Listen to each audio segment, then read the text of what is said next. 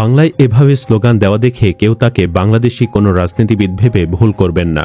তিনি জোহরান মামদানি, যুক্তরাষ্ট্রের নিউ ইয়র্কের ইতিহাসের প্রথম মুসলিম এবং সর্বকনিষ্ঠ মেয়র। তিনি সব ভাষাভাষী কিংবা সব ধর্মের মানুষকে কাছে টানতে এভাবেই বাংলাতে স্লোগান তুলেন।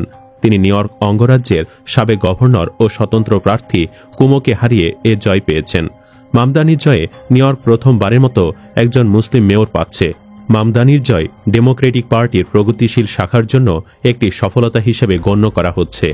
এমন এক সময়ে এই জয় এলো যখন জাতীয় পর্যায়ের প্রেসিডেন্ট ডোনাল্ড ট্রাম্পের বিরুদ্ধে কিভাবে মোকাবেলা করা হবে তা নিয়ে ডেমোক্রেটরা বিভক্ত হয়ে পড়েছেন। চলুন জেনে নেওয়া যাক কে এই মুসলিম মেয়র মামদানি, কিভাবে তিনি অসাধ্য সাধন করলেন। 18 অক্টোবর 1991 সালে উগান্ডার কাম্পালায় জন্মগ্রহণ করেন মামদানি। তার বাবা মাহমুদ মামদানি একজন ভারতীয় উগান্ডীয় ঔপনিবেশিকতা ও উপনিবেশ পরবর্তী অধ্যয়ন বিষয়ক অধ্যাপক, যিনি কলম্বিয়া বিশ্ববিদ্যালয়ে পড়ান। তার মা মীরা নায়ার একজন ভারতীয় মার্কিন চলচ্চিত্র নির্মাতা। তার বাবা মামদানির নাম কোয়ামে রেখেছিলেন, কোয়ামে এনক্রুমাহর নামে, যিনি ঘানার বিপ্লবী নেতা এবং প্রথম প্রধানমন্ত্রী ছিলেন। মামদানি যখন 5 বছর বয়সী তখন তার পরিবার দক্ষিণ আফ্রিকার কেপ টাউন চলে যায়। মামদানির পরিবার এরপর নিউ ইয়র্ক সিটিতে চলে আসে। তখন তার বয়স ছিল 7। তিনি bank street school for children এবং এরপর Bronx high school of science থেকে পড়াশোনা শেষ করেন। মামদানি মেন রাজ্যের বোর্ডেইন কলেজে পড়াশোনা করেন। সেখানে তিনি students for justice in Palestine সংগঠনের কলেজ শাখা প্রতিষ্ঠা করেন। তিনি 2014 সালে আফ্রিকানা স্টাডিজে স্নাতক ডিগ্রি অর্জন করেন। মামদানির রাজনৈতিক যাত্রা শুরু হয় আলী নাজমির নির্বাচনী প্রচারণায় স্বেচ্ছাসেবক হিসেবে। সেখান থেকে আজ তিনি নিউ ইয়র্কের মেয়র। অনেকদিন থেকে নিউ ইয়র্কের নির্বাচনে প্রথমবারের ইতিহাস তৈরি করেছেন তিনি। গত 100 বছরের মধ্যে নিউ ইয়র্কের সর্বকনিষ্ঠ মেয়র তিনি। পাশাপাশি তিনি প্রথম দক্ষিণ এশীয় বংশোদ্ভূত প্রথম আফ্রিকায় জন্ম নেওয়া মেয়রও। গত বছরের শেষ দিনে তিনি যখন মেয়র প্রার্থী হিসেবে নিজের নাম লিখিয়েছিলেন তখন খুব কম মানুষই তাকে চিনত। তার তেমন অর্থ ছিল না, প্রাতিষ্ঠানিকভাবে সমর্থনও ছিল না। তৃণমূল পর্যায়ের বড় সমর্থন এবং সাহসী বামপন্থী ধারার মধ্য দিয়ে জোহরান মামদানির এই সাফল্য এসেছে। সাবেক গভর্নর কুমোর মতে, একসময় প্রভাবশালী ব্যক্তির বিপরীতে তার জয় প্রগতিশীলদের জন্য এক গুরুত্বপূর্ণ মুহূর্ত এবং এটি শহরের রাজনৈতিক কেন্দ্রবিন্দুতে একরকম পরিবর্তনের ইঙ্গিত দিয়েছে। নির্বাচিত হওয়ার পর প্রথম ভাষণে মামদানি বলেছেন, নিউ ইয়র্কের মানুষ পরিবর্তনের পক্ষে রায় দিয়েছে। মিলেনিয়াল প্রজন্মের এই প্রগতিশীল নেতা তার শেকড়ের বৈচিত্র্যকে তুলে ধরে তার ভিত্তিতে এগিয়েছেন। তিনি তার প্রচারণার একটি ভিডিও পুরোপুরি উর্দু ভাষায় করেছেন এবং তাতে বলিউডের সিনেমা দৃশ্য যুক্ত করেছেন। আরেকটি ভিডিওতে তিনি স্প্যানিশ ভাষায় কথা বলেছেন। আর বাংলা ভাষার প্রচারণা তো ভিডিওর শুরুতেই দেখিয়েছি। রাজনীতিতে প্রবেশের আগে তিনি আবাসন খাতের একজন কনসালটেন্ট হিসেবে কাজ করেছেন। এর মাধ্যমে তিনি কুইন্সে স্বল্প আয়ের বাসিন্দাদের বাড়ি থেকে উচ্ছেদের বিরুদ্ধে লড়তে সাহায্য করতেন। মামদানি তার মুসলিম পরিচয়কে তার প্রচারণার অংশ হিসেবে তুলে ধরেছেন। তিনি নিয়মিত মসজিদে যেতেন এবং শহরের উচ্চ জীবনযাত্রার খরচের সংকট নিয়ে উর্দু ভাষায় একটি প্রচারণা ভিডিও প্রকাশ করেছেন। এক সমাবেশে তিনি বলেছিলেন, আমরা জানি যে একজন মুসলিম হিসেবে জনসম্মুখে আসার ক্ষেত্রে নিরাপত্তাকে বিসর্জন দিতে হয়। মামদানি বলেন, যুক্তরাষ্ট্রের সবচেয়ে ব্যয়বহুল শহরের ভোটাররা চায় ডেমোক্রেটরা সাশ্রয়ের ওপর গুরুত্ব দিক। তিনি বলেন, এটি এমন একটি শহর যেখানে 4 জনের মধ্যে একজন দারিদ্র্যের সাথে বসবাস করছে। এটি এমন একটি শহর যেখানে প্রতি রাতে 5 লাখ শিশু ক্ষুধার্ত অবস্থায় ঘুমায়। তার প্রস্তাবনাগুলো হল শহর জুড়ে বিনামূল্যে বাস পরিষেবা, বাড়ি ভাড়া স্থির রাখা এবং বাড়িওয়ালাদের জবাবদিহির ব্যবস্থা করা।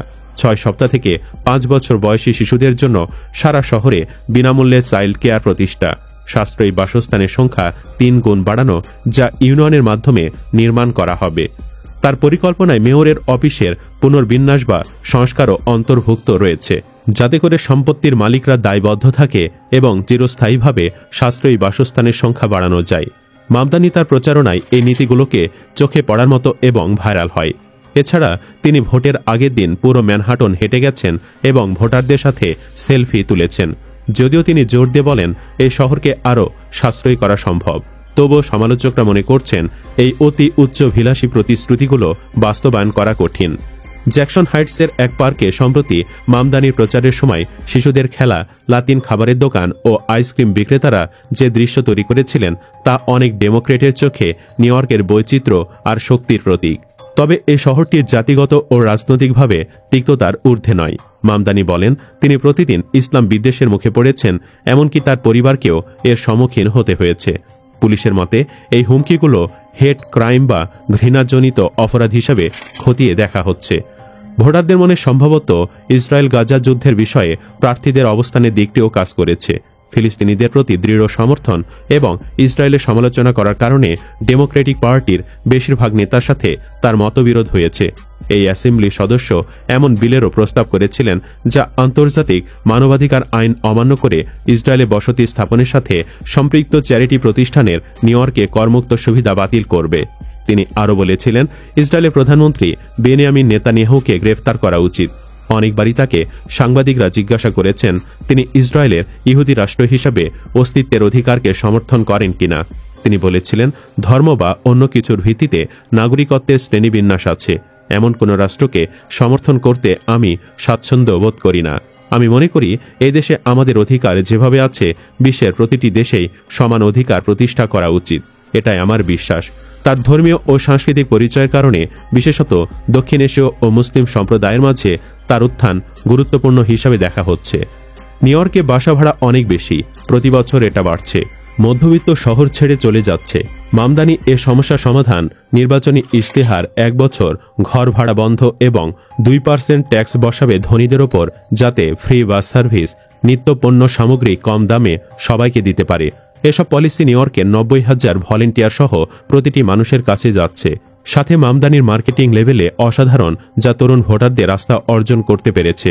অনেকেই মনে করছেন মামদানি বিজয় ট্রাম্পের পপুলিস্ট ধারাকে ডিফেন্ড করে সুস্থ ধারায় নিয়ে আসবে।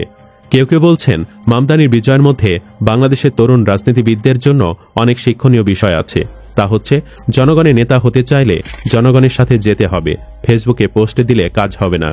শক্তিশালী এবং বাস্তবধর্মী লক্ষ্য থাকা এবং সেটা নিয়ে কাজ করা, প্রতিটি সাধারণ মানুষের কাছে নিজের পরিকল্পনা পৌঁছানো, বিনয়ী এবং প্রেসারে অটুট পার্সোনালিটি আপনার ভোট বাড়িয়ে দিবে। আমাদের মতো উন্নয়নশীল দেশের মানসিকতা অতটা উন্নত নয়, তাই বেশি শো অফ হিতে বিপরীত হতে পারে, বরং সাদাসিধে জীবনযাপন জনগণের কাছে আস্থা পেতে পারেন। অনেক সময় আমরা নিজ গণ্ডির বাহিরে চিন্তা করতে পারি না। একটা দলের একজন মুখপাত্র বলেন, আমাদের ছাত্র সংগঠনের নেতাদের হারাতে হলে শিক্ষিত হতে হবে। এই স্টেটমেন্ট তাদের নির্বুদ্ধিতার পরিচয়। বাহিরের ভিন্ন ধারাকে মাইনাস করা চিন্তা। পড়াশোনা করলে আপনি ভালো লিডার, এটা নিশ্চয়তা দেওয়া যায়। তাহলে মাওলানা ভাসানী নেতা হলো কিভাবে? হাই সিজি নিয়ে কি কৃষকের মন জয় করেছিল? বাংলাদেশের রাজনীতি স্বাধীনতার পর থেকেই কলুষিত, এখনো সেম ধারার রাজনীতি চলে। আশা করি অদূরে কেউ হয়তো ভালো ধারা নিয়ে আসবে। সে পর্যন্ত বিদেশ থেকেই আমরা শান্তি খুঁজে নেই। পরিশেষে বলতে চাই, মামদানি নির্বাচিত হবার মধ্যে মুসলিম বাংলাদেশের অনেক বড় স্বার্থ রয়েছে। নিউ ইয়র্ক সিটির মেয়র পদে ডেমোক্রেট প্রার্থী জোহরান মামদানি মোদী সরকারের বিরুদ্ধে আক্রমণ করে বলেছিলেন, মোদী ও ভারত সরকার মুসলিমদের বিরুদ্ধে সহিংস নীতি গ্রহণ করেছে। এতেই বোঝা যায় তিনি কতখানি মুসলিম প্রেমী। সুপ্রিয় দর্শক, আমরা দোয়া করি মামদানির হাত ধরে ফিলিস্তিনের মুক্তি আসুক ভারতের মুসলিমদেরও। আল্লাহ তাকে তৌফিক দান করুন, আমিন। আপনিও কমেন্ট বক্সে আমিন লিখতে পারেন। ভিডিও ভালো লাগে লাইক দিন এবং শেয়ার করুন, আর অবশ্যই চ্যানেলটি সাবস্ক্রাইব করুন। ধন্যবাদ।